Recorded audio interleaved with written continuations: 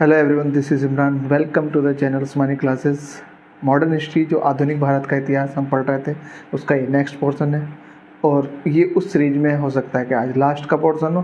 बाकी कुछ जो इम्पोर्टेंट सेशन रहेंगे जैसे कि कांग्रेस के इम्पोर्टेंट अधिवेशन, इम्पोर्टेंट वायसराय जिन्होंने अपने अपने काल में बहुत अच्छे कुछ अच्छे काम भी किए हैं। ठीक है, जैसे कि अगर हम बात करें विलियम बेंटिंक के बारे में, ठीक है, तो सती प्रथा का अंत जैसे शासनकाल में हुआ था। इस तरह के कुछ और अच्छे काम रिपन के टाइम पे, है ना, लॉर्ड रिपन के टाइम पे, जैसे कि और जनसंख्या मतगणना कब से स्टार्ट हुई थी, किसके शासनकाल में स्टार्ट हुई थी, और कलकत्ता विश्वविद्यालय और ये हाई कोर्ट और सुप्रीम कोर्ट की स्थापना किसके काल में हुई थी। ये कुछ इंपॉर्टेंट वायसराय और गवर्नर जनरल रहे हैं, इनके बारे में हम एक सेपरेट वीडियो और फिर एक और इम्पोर्टेंट वीडियो जो हम करेंगे वो होगी कांग्रेस के इम्पोर्टेंट अधिवेशन कुछ जो इम्पोर्टेंट निर्णय लिए गए थे, जैसे कि पूर्ण स्वराज की मांग की गई थी 1929 में लाहौर अधिवेशन में। इस तरह के इम्पोर्टेंट अधिवेशन में जो काम हुए थे उनके बारे में एक हम सेपरेट वीडियो देख लेंगे। तो देखते हैं, स्टार्ट करते हैं। एक बात मैं और बता दूँ भाई, किसी भी एग्ज़ाम की तैयारी करने से पहले मैं एक बात और बता दूँ, कोई भी एग्ज़ाम हो उसके लिए कोई बुक नहीं होती है ना। अंधाधुंध बुक में लगे पड़े हैं बस, है ना। किताबें बस कौन सी किताब पढ़ ली है, 50 किताबें होती है। देखो भाई, हर एक एग्ज़ाम का एक सिलेबस होता है, ये बात बड़े ध्यान से समझ लो। हर एग्ज़ाम का नोटिफिकेशन आता है, उसमें एक सिलेबस होता है। वो सिलेबस किस लिए होता है? पढ़ने के लिए होता है, देखने के लिए होता है कहाँ से क्वेश्चन आ रहे हैं। उसमें जो टॉपिक होते हैं वो टॉपिक पढ़ने होते हैं, और वो तुम कोई सी भी किताब से पढ़ो, वो डजेंट मैटर। कोई सी भी, हर किताब में वही चीज़ें लिखी होंगी भाई, वही पूर्ण संख्याएँ होंगी, वही प्राकृतिक संख्याएँ होंगी, वही सब चीज़ें वही तो होंगी हर किताब में। तो हमने क्या करना है, सबसे पहले देखना है हमारा जो भी एग्ज़ाम है, चाहे वो यूपीपी का हो या यूपीएसआई का हो या कोई सा भी एक वन डे एग्ज़ाम जो भी तुम देने जा रहे हो, उसका सबसे पहले सिलेबस देखना है। उस सिलेबस में टॉपिक क्या क्या दे रखे हैं, उस टॉपिक को फिर तुम कोई सी भी किताब से कवर करो। ठीक है, ऐसे नहीं कि बस एक पर्टिकुलर किताब, भैया एक पर्टिकुलर किताब बता दो बस हमारा सिलेक्शन हो जाएगा, ऐसे नहीं होता है ना। तो उसके लिए पता क्या करना पड़ता है, हमने अपने सिलेबस को पूरा देखना पड़ता है, मेमोराइज़ करना पड़ता है, उस सिलेबस को ध्यान में रखना पड़ता है और उसके अकॉर्डिंग जो भी टॉपिक होते हैं उनको पढ़ना होता है। अभी वो तुम कौन सी किताब से पढ़ रहे हो, कौन से चैनल से पढ़ रहे हो, कौन से टीचर के पास पढ़ रहे हो। एक टीचर के पास जाने से पहले आप कभी ये देखते हो कि भाई तुम क्या पढ़ाते हो, बस वो जो टीचर पढ़ाता रहता है बस वही हम पढ़ते रहते हैं, यही तो करते हैं, क्योंकि वो teacher according to the syllabus पढ़ाता रहता है। अगर उसे पता है कि इस एग्ज़ाम में ये चीज़ें आ रही हैं और वो उसके अकॉर्डिंग पढ़ाता रहता है। कुछ और थोड़ी पूछते हो तो मुझसे जाके, है ना, बस पढ़ते रहते हो, जो उसने पढ़ाया वही पढ़ लिया आँख बंद करके, बिल्कुल, है ना। इसके अलावा तो कुछ नहीं सोचते हो। तो यही चीज़ें होती है, बस किताब से कोई मतलब नहीं होता है। किताब तब पढ़ते हैं जब तुम्हारा पूरा सिलेबस कंप्लीट हो, उसके बाद फिर तुम किताब उठाओ, और जब तुम्हें लगता है कि यार अब हम प्रैक्टिस कर लें, तो उसके लिए किताबें होती है ना। तो किसी एग्ज़ाम को क्रैक करने के लिए कोई पर्टिकुलर किताब नहीं है ना। अंधाधुंध किताबों के पीछे भाग रहे हैं, थोड़ा सा तमीज़ सीखो, है ना। अपनी स्ट्रेटजी बनाओ खुद की एग्ज़ाम निकालने के लिए, ये सारी चीज़ें होती हैं। अब देखो, हिस्ट्री है, ज्योग्राफी है, कितनी बड़े दो क्वेश्चन सारे आने यार। इतनी बड़ी हिस्ट्री है, एक साल में भी हिस्ट्री कंप्लीट नहीं होगी। ज्योग्राफी भी इतनी बड़ी है, 2-3 क्वेश्चन सारे आने। तो फिर ये देख लो ना कि वो 2-3 क्वेश्चन किस तरह के आ रहे हैं, कहाँ से आ रहे हैं, कैसे आ रहे हैं, बस उस चीज़ को पढ़ रहे हैं। हम कोशिश यही कर रहे हैं, यही तरीका होता है जीएस पढ़ने का। बाकी के और एग्ज़ाम देखो भाई, जीएस में तुम गारंटी नहीं ले सकते हो बिल्कुल भी हम सारे इसके सारे क्वेश्चन करके आएंगे, नहीं कर सकते हो बिल्कुल। लेकिन हाँ, मैथ रीजनिंग की प्रैक्टिस तुम्हारी इतनी हो जानी चाहिए, उनके पूरे के पूरे क्वेश्चन हो सकते हैं। तो फिर ऐसे उस पर फोकस करो, है ना। जीएस को फिर तुम एग्ज़ाम ओरिएंटेड पढ़ो। तो शुरू करते हैं हमारा मॉडर्न हिस्ट्री, आधुनिक भारत का इतिहास। ठीक है, तो इस चीज़ को हम स्टार्ट कर रहे हैं। और इम्पोर्टेंट इन्फॉर्मेशन और ये है कि जीएस के जो भी एग्ज़ाम में हमारे आते हैं, जितने भी स्टैटिक क्वेश्चन आते हैं फैक्ट वाले, उनको तो पढ़ना बड़ा ज़रूरी होता है। करंट तो रोज़ ही पढ़ना होता है ना। स्टैटिक जीके में जैसे कि प्रमुख झील, प्रमुख नदियाँ, नदियों के ऊपर बने बांध, नदियों की सहायक नदियाँ, ठीक है, ये बड़ी इंपॉर्टेंट है। ठीक है, तो ये सारी चीज़ें के ऊपर भी हम धीरे धीरे वीडियो लेकर आएंगे। तो भैया देख ले करो एकदम से जरा सी देर के लिए। एक बात और मैं बता दूँ भैया, इसमें मैं इसलिए पहले लिख देता हूँ ताकि वीडियो लंबी ना हो, लेंदी ना हो, क्योंकि लेंदी अगर होगी तो फिर उसको उतना ही लंबा पढ़ने में टाइम लगेगा। इसलिए मैं पहले इस सब चीज़ों को लिख लेता हूँ। इस टाइम में अगर लिखो हाथों हाथ ही तो फिर थोड़ा सा टाइम तो लगेगा ही ना लिखने में। बस इसमें सब कुछ लिखा हुआ है, तुम स्क्रीनशॉट लो, ये देखो स्क्रीनशॉट ले लो और बस चाहो तो अपना नोट्स बना सकते हो, नोट्स बनाओ अपना, है ना। पेपर पे 4-5 पेपर सारे हुए होंगे अभी तक, हमने 5 क्लास पढ़ी है, 5वीं क्लास है ये, और एक क्लास एक पेपर पे एक चीज़ आ जाएगी, 5 पेपर है, मॉडर्न हिस्ट्री कंप्लीट हो रही है ये, ठीक है। देखो 1946 में कैबिनेट मिशन आ गया, बस थोड़ी सी देर में आज़ाद होने वाले हो आप। 1947 15 अगस्त 1947, ठीक है, 1946 आ गया, बताओ इतनी जल्दी 5 पेपर में। नहीं तो मॉडर्न हिस्ट्री की इतनी बड़ी बड़ी कॉपियाँ लिख रखी हैं तुमने, तो पढ़ो जरा सारी चीज़ों को, समझ तमीज़ से पढ़ो यार, है ना। ज़्यादा टाइम मत लगाओ यार, एक पेपर अगर ख़त्म हो जाता है, एक बार अगर तुम चूक गए फाइनल सिलेक्शन में तो फिर अगले 3 साल के लिए वेट करना पड़ता है, अगले 3 साल में जाके फिर वो प्रोसेस पूरा होता है। 2016 यूपी ट्रिपल एससी स्टेनोग्राफर का एग्ज़ाम का रिजल्ट अब आया 2021 में, 5 साल वेट किया उन लोगों ने, और जो अब रह गया 5 साल के बाद भी अभी वो क्या करेगा, पता नहीं कितने साल के लिए वेट करेगा। तो एक बार अगर तुमने मिस कर दिया तो फिर पता नहीं 3-4 साल लगेंगे कि कितने लगेंगे। कोशिश बस ये करो कि यही मेरा लास्ट अटैम्प्ट है और इसको ही मुझे पूरे अच्छे से देना है। पढ़ते रहो सारी चीज़ें, मुश्किल से 5-10 मिनट सारी लगेंगी यार। वीडियो को पूरा देखना अंत तक बिल्कुल, और चैनल को सब्सक्राइब करना, अपने दोस्तों के साथ शेयर करना, सबको बिल्कुल एकदम शेयर कर दो कि ये सारी चीज़ें पढ़ो, ठीक है। चलो आ जाते हैं 1932, अभी तक हमने पढ़ लिया था। 1932 में इंपॉर्टेंट इन्फॉर्मेशन हुई थी क्या, 1932 में तीसरी गोलमेज सम्मेलन हुआ था, मैकडोनल्ड अवार्ड, सांप्रदायिक पंचायत जो दलित वर्ग था उसको पृथक निर्वाचक मंडल दिया गया था, गांधी दास पैक्ट हुआ था, और गांधी जी ने फिर all India depressed class association बनाया था, अखिल भारतीय दलित वर्ग संघ बनाया था। ये हमने बात कर ली थी। तीनों राउंड टेबल कॉन्फ्रेंस के बाद, आरटीसी के बाद राउंड टेबल कॉन्फ्रेंस जो हुई थी, गोलमेज सम्मेलन हुए थे, उनकी फिर रिजल्ट निकल के आया। भारतीयों ने तो उसमें भाग लिया ही नहीं था, अम्बेडकर ने तीनों में भाग लिया था। तो फिर वो रिजल्ट निकलने के बाद क्या हुआ, अंग्रेजों को लगा कि भैया ये अब मानने वाले बिल्कुल भी नहीं है। तो फिर क्या किया उन्होंने, 1935 में राउंड टेबल कॉन्फ्रेंस की रिपोर्ट के आधार पर 1935 का एक्ट लाया गया, कानून लाया गया, भारत सरकार अधिनियम 1935। भारतीय संविधान में जितनी ज़्यादातर चीज़, मैक्सिमम चीज़ें, मैक्सिमम नहीं कह सकते हो, काफ़ी हद तक 1935 का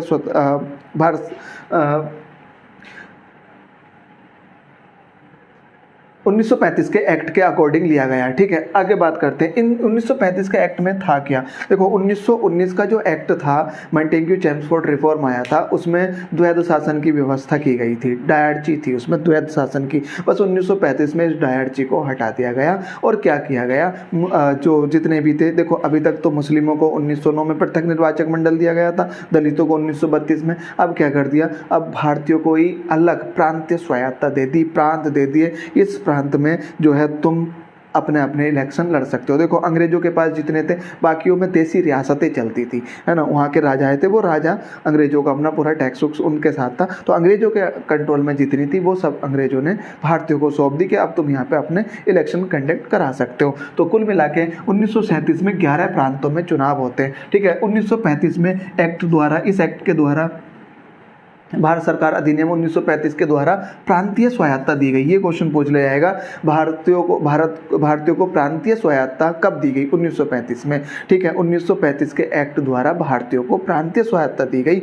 और 1937 के बाद, यानी कि 1937 में 11 प्रांतों में चुनाव हो जाते हैं। कौन कौन से 11 प्रांत हैं, इधर की तरफ पूरब में सबसे पहले असम था, असम के थोड़ा सा और इधर की तरफ को आओगे, अगर मैं बनाऊं यहाँ पे, मैं ये भारत का नक्शा बना देता हूँ इस तरह से, ठीक है।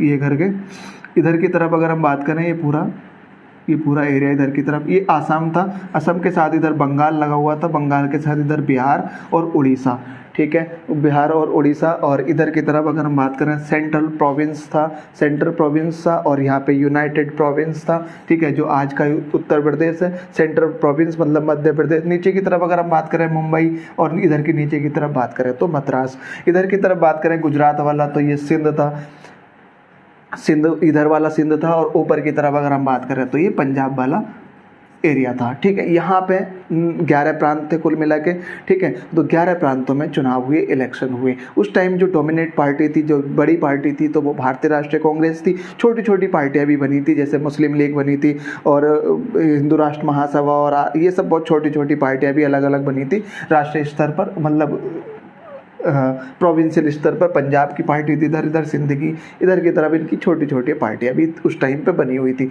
अब जब चुनाव होते हैं 11 प्रांतों में, क्वेश्चन पूछ लिया जाएगा जब प्रांतीय स्वायत्तता दी गई थी तो कितने प्रांतों में चुनाव हुए थे, तो 11 प्रांतों में चुनाव हुए थे सन 1937 में। क्लियर, इतनी बात हो गई। चलो आगे बात करते हैं। अब जब चुनाव हुए तो फिर चुनाव लड़े जाते हैं। अब कांग्रेस की सरकार, अब देखो कांग्रेस तो वो बड़ी पार्टी थी, है ना, ऑल इंडिया लेवल की पार्टी थी कांग्रेस। तो उसमें कांग्रेस की अगर हम बात करें तो 6 तो कांग्रेस ही के अपने खुद के और 2 कांग्रेस की मिली जुली सरकार, तो कुल मिला के 8 प्रांतों में कांग्रेसी सरकार बनी। तो क्वेश्चन ये पूछ लिया जाएगा जब सबसे पहले चुनाव हुए थे तो कांग्रेस की कितनी जगह पर कितने प्रांतों में सरकार बनी थी। बड़ी डीप में ऐसा क्वेश्चन आज तक तो पूछा गया नहीं है, लेकिन फिर भी एक बार देख लेना, इसको काम खत्म करना। गैर कांग्रेसी सरकार, 3 प्रांतों में गैर कांग्रेसी सरकार थी। बीएसपी मतलब हो गया बंगाल, सिंध और पंजाब। सिंध और पंजाब में गैर कांग्रेसी सरकार थी, यानी कि कांग्रेस की कोई सरकार नहीं थी यहाँ पे, और बंगाल में भी कांग्रेस की सरकार नहीं थी। बंगाल, सिंध और पंजाब, बीएसपी 3 जगहों पर गैर कांग्रेसी सरकार बनी हुई थी। तो 11 प्रांतों में 8 में कांग्रेस की और 3 में गैर कांग्रेसी, बीएसपी के नाम से। बीएसपी से याद रख सकते हो, बहुजन समाज पार्टी नहीं, बीएसपी मतलब बंगाल, सिंध और पंजाब। सिंध इधर की तरफ था, ये गुजरात वाला, और पंजाब तो अपना वो वाला एरिया है, ठीक है, बंगाली ये वाला एरिया था। इधर आसाम हो गया, बिहार और नीचे उड़ीसा, ठीक है, यूनाइटेड प्रोविंस और सेंट्रल प्रोविंसेस, और इधर बम्बई और नीचे की तरफ मद्रास। ये कुछ प्रांत थे जहाँ पे इलेक्शन हुए थे। क्लियर हो गई भैया इतनी बात। अब सरकार चल रही थी, चला रहे थे अपनी, ठीक है, कांग्रेस की सरकार बन गई थी जगहों पे, कुछ प्रांतों में गैर कांग्रेसी सरकार थी, सरकार चल रही थी, ठीक है। तो 28 महीने तक सरकार चली भाई। 28 महीने तक क्यों चली? क्योंकि 1939 में कांग्रेसी सरकार ने इस्तीफा दे दिया। भाई कांग्रेसी सरकार ने इस्तीफा क्यों दे दिया 28 साल में? देखो क्वेश्चन ऐसा पूछ लिया जाएगा, जब पहली बार चुनाव होके सरकार बनी थी तो कितने महीने तक सरकार चली थी? तो 28 महीने तक सरकार चली थी। 37 से 39 ऐसे याद रख सकते हो, 28 महीने इसका आंसर चला जाएगा। क्लियर हो गया भैया। अब देखो एक बात और समझ लेते हैं, यहाँ पे इंपॉर्टेंट क्या है। द्वितीय विश्व युद्ध शुरू हो गया था 1939 में और वो 45 में ख़त्म हुआ था, ठीक है, सितंबर 1939 और 45 में ख़त्म हुआ था, ठीक है। जब जापान के हिरोशिमा नागासाकी पे बॉम्बार्ड की गई थी तब वो जापान लास्ट था जिसने सरेंडर किया था, बाकी तो सब पहले ही ऑलरेडी हार मान चुके थे।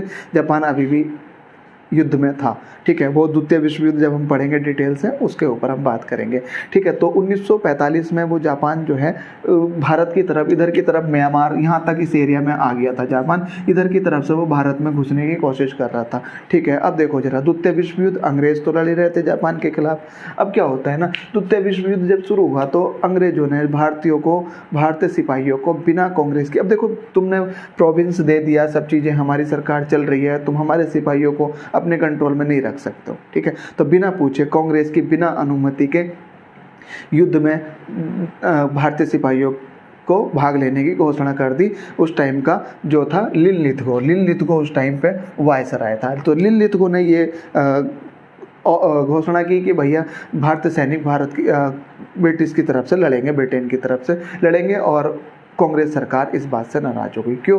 क्योंकि कांग्रेस की अनुमति उन्होंने ली नहीं। तो भारतीयों को युद्ध में बिना अनुमति शामिल करने के लिए कांग्रेस ने इस्तीफा दे दिया और 28 महीने की सरकार के बाद। और रीज़न क्या था?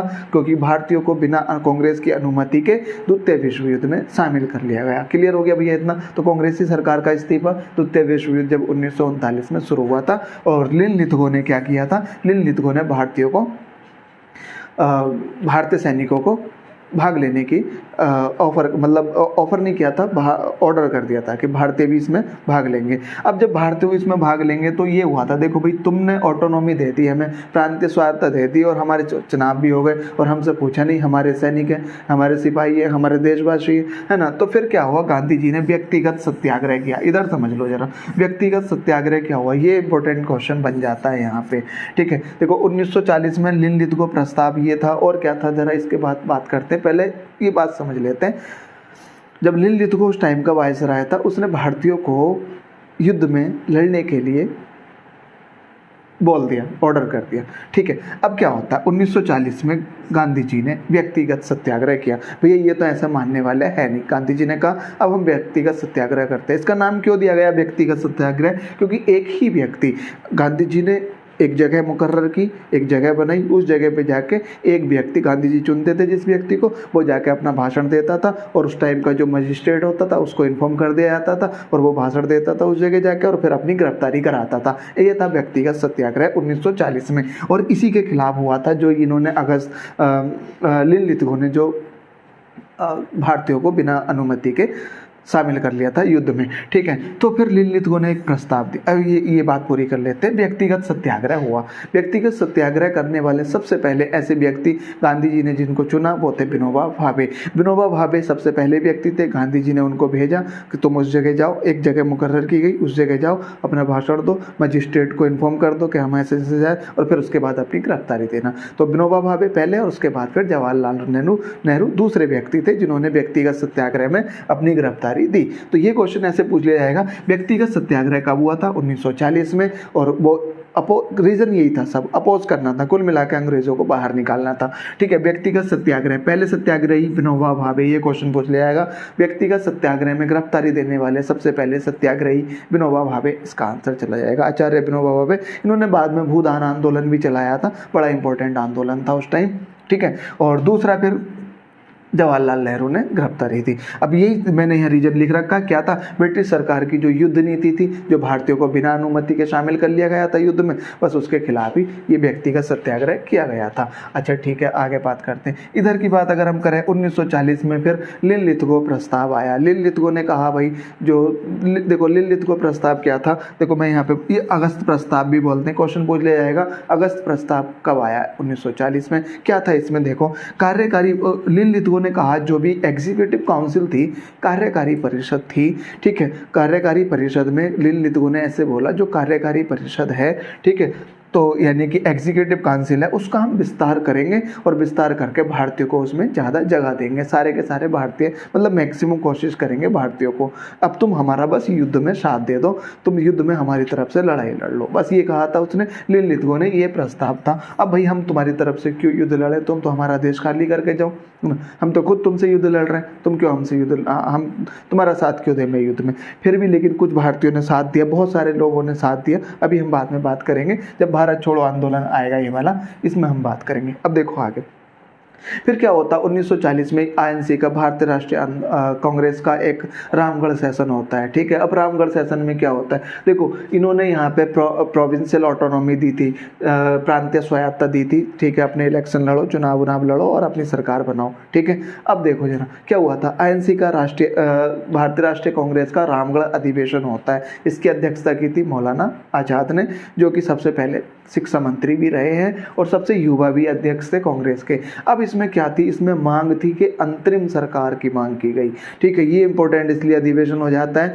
अंतरिम सरकार की मांग की गई। अंतरिम सरकार क्या है? जब तक कि एक परमानेंट ना हो जाए, जब तक कि परमानेंट कोई सरकार ना बने, तब तक एक ऐसी सरकार बनाई जाए। देखो जैसे कि अंतरिम, यानी कि टेम्परेरी सरकार ऐसे कह सकते हो। अंतरिम सरकार मतलब इंटरिम बोलते हैं इंग्लिश में, अंतरिम सरकार हिंदी में, तो टेम्परेरी सरकार, बस जब तक कि परमानेंट ना बने तब तक हमारी एक सरकार बननी है, पूरा देश हमारे अंडर में चलना है, ठीक है। तो ये मांग की गई थी अंतरिम सरकार की, जैसे पूर्ण स्वराज की मांग की गई थी भारतीय राष्ट्रीय कांग्रेस के 1929 लाहौर अधिवेशन में, जवाहरलाल नेहरू ने अध्यक्षता की थी, ऐसी अंतरिम सरकार की मांग की गई 1940 में। कोई दिक्कत नहीं यहाँ तक, तो इसलिए इंपॉर्टेंट हो जाता है। रामगढ़ सेशन और अध्यक्षता किसने की थी? मौलाना आजाद ने, ठीक है। कुछ इंपॉर्टेंट सेशन जो हुए थे उनकी एक हम अलग से लिस्ट भी लिख लेंगे। ये होता है व्यक्तिगत सत्याग्रह के बारे में बात की थी। 1942 में फिर एक क्रिप्स प्रस्ताव आता है, सब वही है सेम बिल्कुल, हमारी तरफ से लड़ो युद्ध, हमारी तरफ से युद्ध लड़ो, हम तुम्हें ये देंगे, हम तुम्हें वो देंगे, कुल मिला के।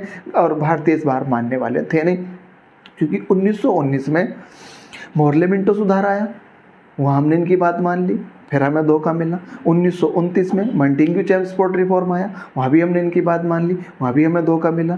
1927 में साइमन कमीशन आया, 28 में आया, वहाँ भी हमें धोखा मिला। हर जगह जब धोखा मिल रहा, 1935 में भी फिर प्रांतीय स्वायत्ता दे दी, फिर भी भारतीय सैनिकों को बिना अनुमति के युद्ध में शामिल कर लिया, वहाँ भी धोखा मिला। तो जब धोखे मिलते हैं ना, फिर उसके बाद विश्वास नहीं किया जाता किसी पे भी, ठीक है। ये बात बड़े ध्यान से समझना। तो फिर क्या किया भैया, क्रिप्स ने एक प्रस्ताव रखा, क्रिप्स ने प्रस्ताव रखा भाई। क्रिप्स क्या था ना, देखो लिन लिथगो जो था ये वायसराय था। लिन लिथगो के बाद वेबल वायसराय बना, ठीक है। लिन लिथगो के बाद फिर वेबल वायसराय बना और वेबल के बाद फिर माउंटबेटन वायसराय और माउंटबेटन के बाद गवर्नर जनरल सी राजगोपालाचार्य स्वतंत्र भारत के गवर्नर जनरल बने थे। वो अभी हम बाद में आगे बात करेंगे, ठीक है। तो अभी भी यही था, ये क्रिप्स जो था ये वायसराय नहीं था। वायसराय कौन था? ये लिन लिथगो वायसराय था। तो क्रिप्स क्या था फिर? क्रिप्स जो था ब्रिटिश संसद का एक अधिकारी था, ब्रिटिश संसद में कार्यकारी एक अधिकारी था। तो उसने एक प्रस्ताव रखा, क्रिप्स ने कहा कि तुम भारत वालों जितने भी अपनी संसद में एक प्रस्ताव रखा कि भारतीयों को एक हम अलग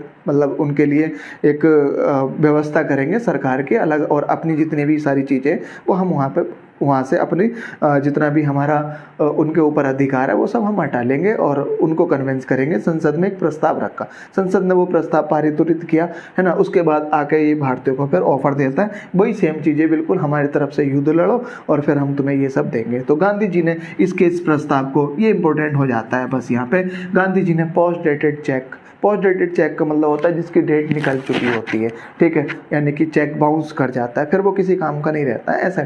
तो ये क्रिप्स प्रस्ताव जो रखा, तो इसको पोस्ट डेटेड चेक की संज्ञा किसने दी, ऐसे क्वेश्चन पूछ लिया जाएगा। पोस्ट डेटेड चेक की संज्ञा गांधी जी ने किसको दी थी? तो वो क्रिप्स प्रस्ताव था। या ऐसे पूछ लेगा क्रिप्स प्रस्ताव को पोस्ट डेटेड चेक की संज्ञा किसने दी थी? तो वो आंसर चला जाएगा गांधी जी ने। इसके बाद नेहरू जी ने भी बोला डूबते हुए बैंक का, यानी कि एक ऐसा बैंक जो डूब रहा और उसका भी पोस्ट डेटेड चेक, यानी कि हालत और भी ज़्यादा खराब। समझ रहे हो इस बात को?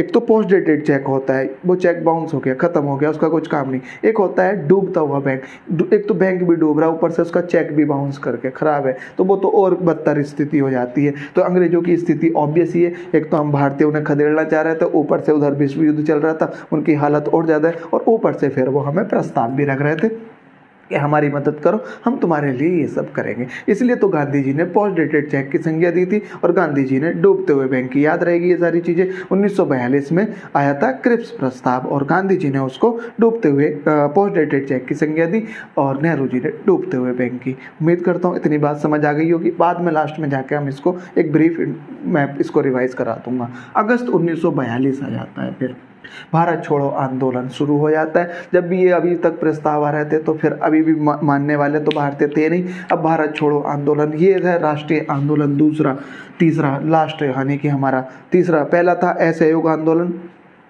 दूसरा था जो 1920 में हुआ था, दूसरा था सविनय अवज्ञा आंदोलन 1930 में, और 1932 में इसका दूसरा फेज, और 1942 में अब भारत छोड़ो आंदोलन, गांधी जी ने तीसरा राष्ट्रीय आंदोलन की शुरुआत कर दी। अब देखो जब ये राष्ट्रीय आंदोलन हुआ तो द्वितीय विश्व युद्ध उस टाइम चल रहा था, मुस्लिम लीग हो गई, RSS हुई और बाकी विश्व हिंदू परिषद हुई और इंडियन सिविल सर्विस वाले, इन्होंने पार्टिसिपेट इसमें नहीं किया, भाग नहीं लिया पूरी तरह से भारत छोड़ो आंदोलन में, इन लोगों ने पार्टिसिपेशन नहीं किया। तो गांधी जी को और बाकी जितने भी क्रांतिकारी भारतीय राष्ट्रीय आंदोलन के जितने भी बड़े बड़े लीडर थे उनको जेलबंद कर दिया गया। ये सब चीज़ें इतनी ज़्यादा डिटेल में जानने की ज़रूरत नहीं है, कुछ एग्जाम में नहीं पूछा जा रहा, बहुत ज़्यादा डिटेल में नहीं पूछ रहे कि भैया किसने भाग लिया था, किसने नहीं लिया था, कौन जेल गया था, डजंट मैटर। बस क्या क्वेश्चन पूछ लिया जाएगा, भारत छोड़ो आंदोलन कब हुआ था? बस 1942 में। करो या मरो का नारा, ये बड़ी इंपॉर्टेंट बात है, क्वेश्चन पूछ लिया जाएगा गांधी जी ने करो या मरो का नारा कौन से राष्ट्रीय आंदोलन में दिया था? तो भारत छोड़ो आंदोलन में।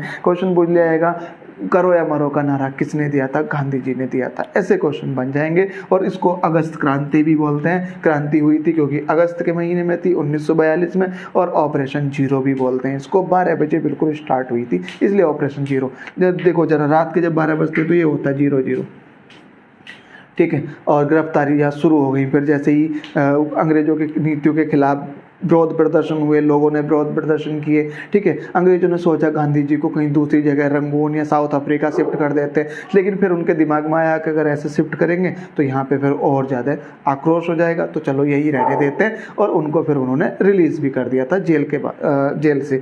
तो इंपॉर्टेंट बात अब यहाँ पे क्या आ जाती है, अगस्त क्रांति 1942 में, भारत छोड़ो आंदोलन, ऑपरेशन जीरो भी बोलते हैं, अगस्त क्रांति, और गांधी जी ने इसमें डू और डाई यानी कि करो करो या मरो का नारा दिया था। क्लियर हो गई।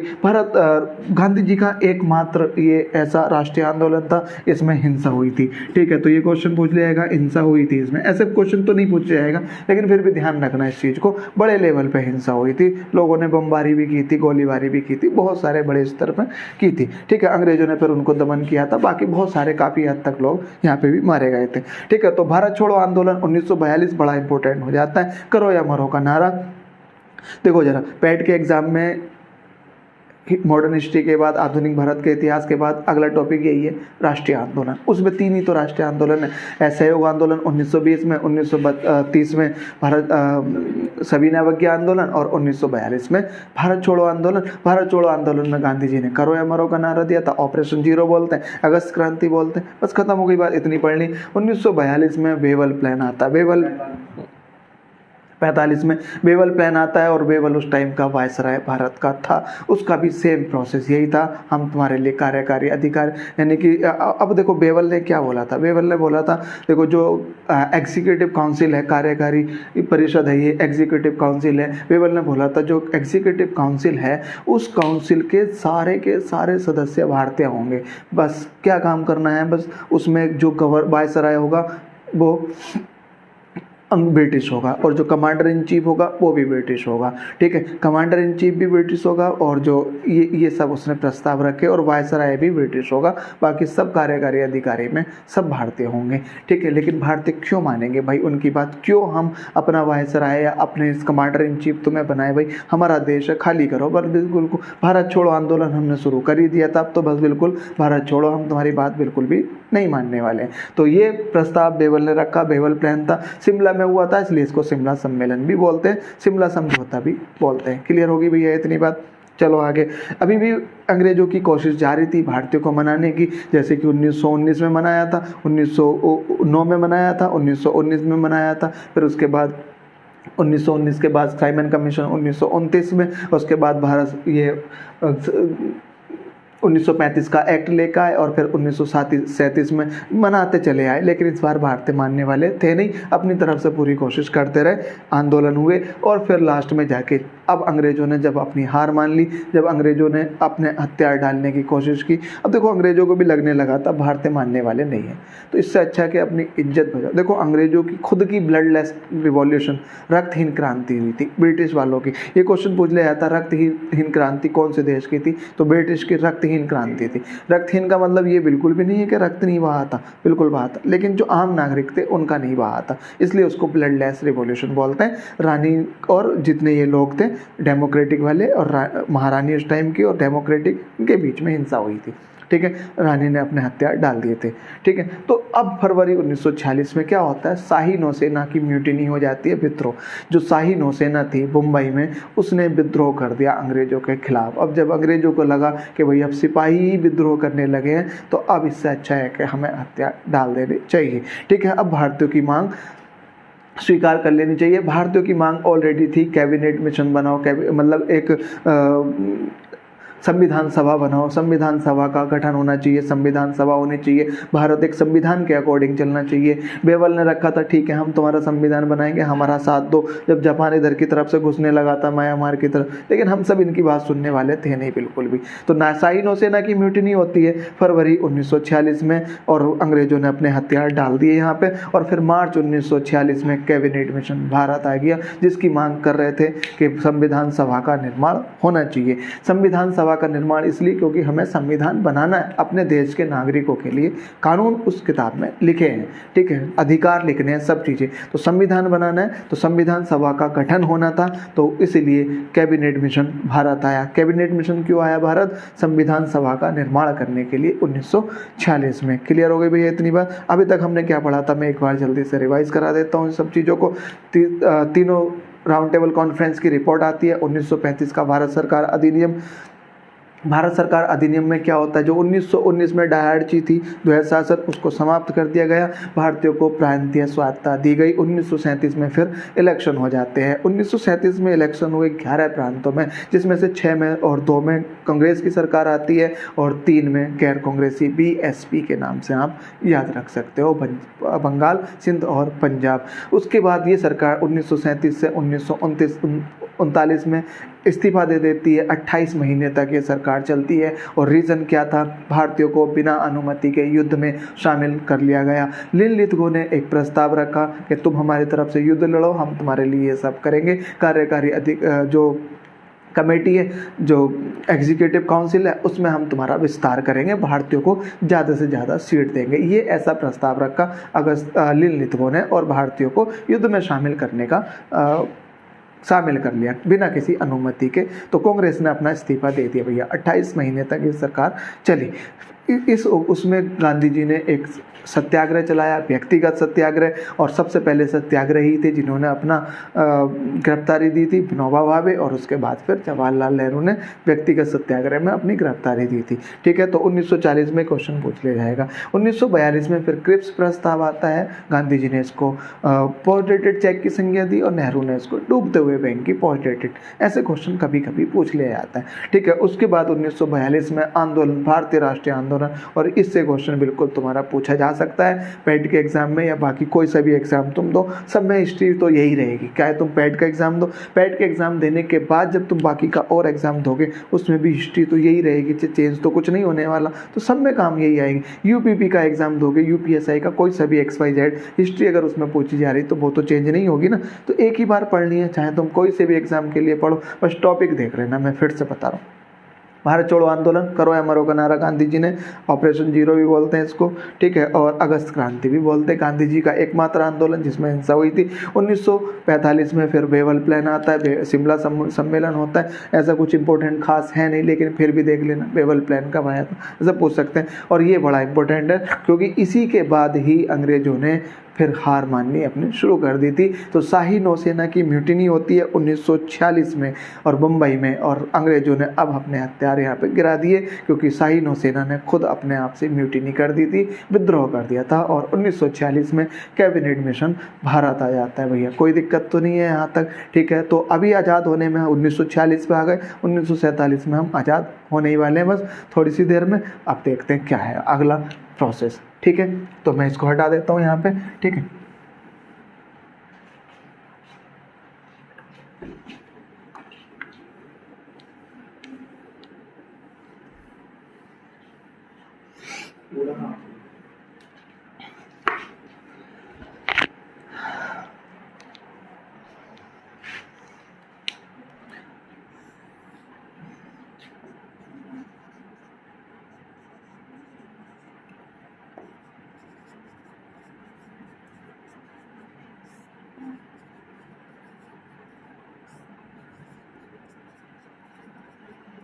अब भैया सितंबर 1946 में अंतरिम सरकार का गठन हो जाता है, जिसकी मांग 1940 में रामगढ़ सेशन में, भारतीय राष्ट्रीय कांग्रेस के रामगढ़ सेशन में जिसकी मांग की गई थी, मौलाना आज़ाद की अध्यक्षता में अंतरिम सरकार की। अब वो हो जाता है 1946 में। 1946 सितंबर 1946 में अंतरिम सरकार की गठन हो जाता है। अंतरिम सरकार में बता देता हूँ, एक ऐसी सरकार जब तक कि परमानेंट सरकार ना बने तब तक वो काम करेगी, उसको बोलते हैं हम इंटरिम गवर्नमेंट, अंतरिम सरकार बोल रहे थे उसको। ठीक है, तो उसके बाद अगर हम बात करें, फिर आता है 1947 में क्या आता है, माउंट बेटन प्लान आता है भैया।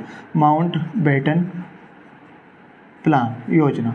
माउंट बेटन प्लान क्या था जरा, जून 1947 में माउंट बेटन प्लान आता है। माउंट बेटन ने ये कहा था, ठीक है, ये बात माउंट बेटन ने बोली थी, ठीक, ये सारी चीज़ें कि तुम भैया अपने अपने हिसाब से जो जिस उसमें जाने वाले हैं, यानी कि एक मांग और हो रही थी पाकिस्तान का सेपरेशन। ठीक है, पाकिस्तान का सेपरेशन होना था, अलग होना था, पार्टीशन होना था। ठीक है, उसमें ये बात रखी गई भाई जो जिस पोर्शन में जाना चाहता है, भारत में जाना चाहता है भारत में चले जाओ, पाकिस्तान में जाना चाहता है पाकिस्तान में, और जो स्वतंत्र रहना चाहता है वो स्वतंत्र भी रह सकता है, कोई दिक्कत वाली बात ऐसी नहीं है। लेकिन भारतीयों को ये बात पसंद नहीं आई क्योंकि अब ये एकजुट होना था, अब कोई स्वतंत्र नहीं रहेगा, कोई राजा नहीं रहेगा। तो ये सब बातें भारतीयों ने इसकी मानी है नहीं बिल्कुल भी। ठीक है, तो इतना इंपॉर्टेंट भी नहीं है। जून 1947 में माउंट बेटन प्लान आ जाता है। फिर उसके बाद 1947 में, जुलाई 1947 में अगर हम बात करें, स्वतंत्रता अधिनियम आ जाता है।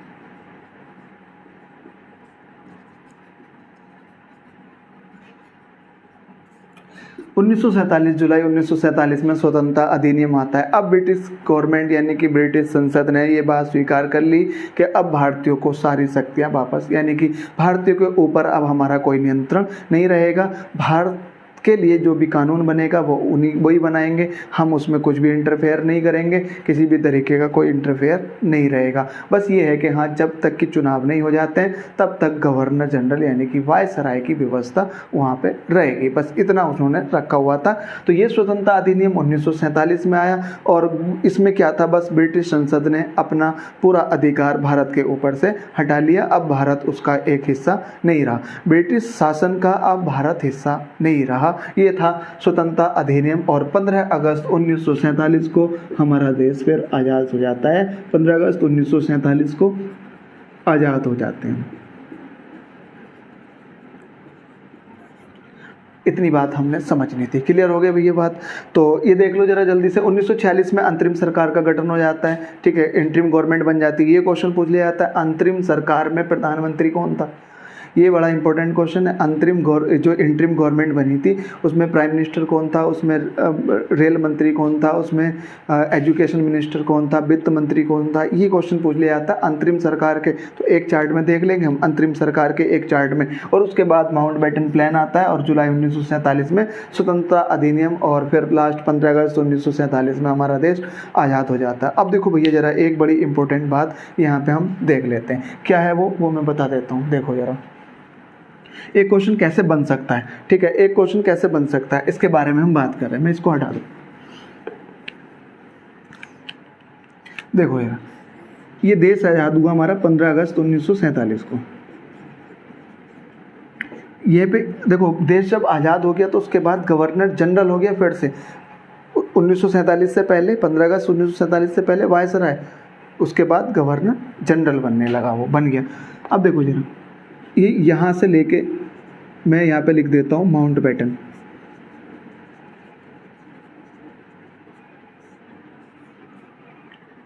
और इसके बाद मैं लिख रहा हूँ सी Rajagopalachari.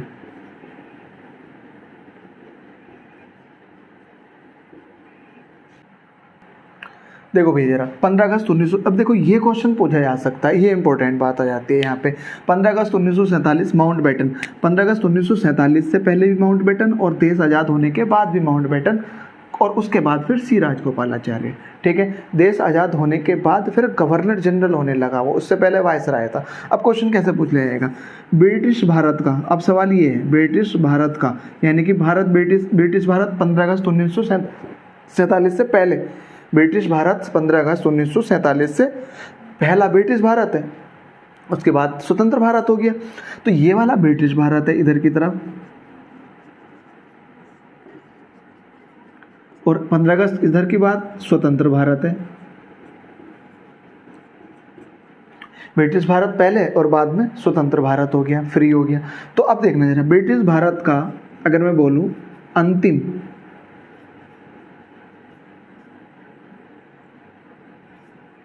Viceroy,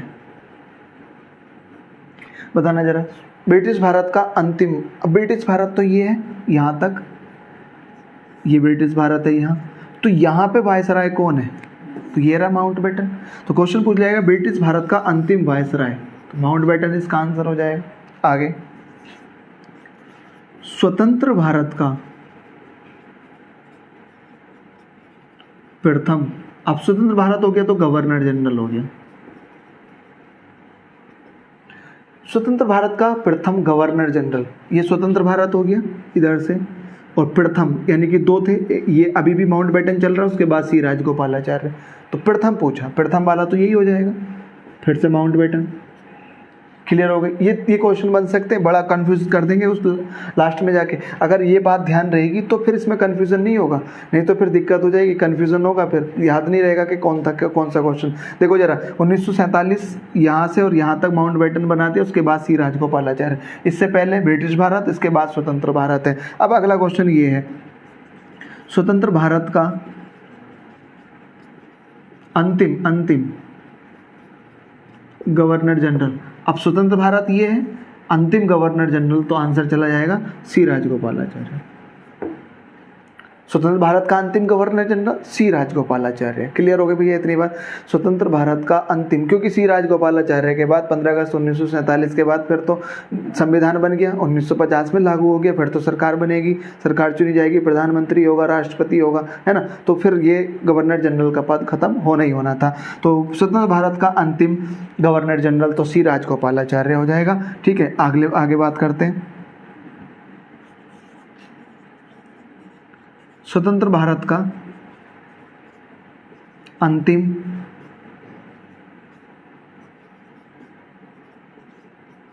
British governor general, सब वही है। स्वतंत्र भारत का अंतिम, तो स्वतंत्र भारत ये है का अंतिम, ये बात ध्यान से समझना। स्वतंत्र भारत का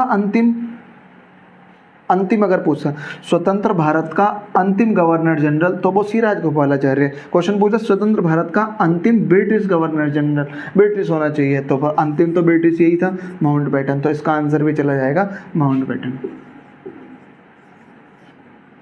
क्लियर हो गई भैया इतनी बात। सब बहुत ही आसान था, मुश्किल से 5-10 मिनट लगेंगे इसको रिवाइज करने में। एक बार वीडियो देखने के बाद पूरा का पूरा चार्ट एक बार जब तुम देखोगे तो सारी की सारी चीज़ें एज इट इज़ याद हो जाएंगी। ठीक है भैया। स्वतंत्रता अधिनियम 1947 में आया और 15 अगस्त 1947 को हम याद हो जाते हैं। माउंटबेटन प्लान 1947 में आ जाता है। तो माउंटबेटन प्लान 1947 में, स्वतंत्रता अधिनियम 1947 में जुलाई में, और 15 अगस्त 1947 को हमारा देश आज़ाद हो जाता है। और 1946 में शाही नौसेना ने म्यूटिनी कर दी थी, विद्रोह कर दिया था, जिसके बाद 1946 में कैबिनेट मिशन भारत आ गया था। कैबिनेट मिशन भारत आने का पर्पस, जो उद्देश्य था, वो था संविधान सभा का निर्माण करना। ठीक है, ये उसका रीजन था। क्लियर हो गई भैया इतनी बात। तो आज के लिए इतना ही, मिलते हैं अगली वीडियो में। उम्मीद करता हूँ ये बात समझ में आ गई होगी, नहीं आई होगी तो वीडियो को तो 4-5 बार देखना, रिवीजन करना बड़ा जरूरी है। तो मिलते हैं अगली वीडियो में, सीखते रहना, खुश रहना। Thanks for watching and keep learning.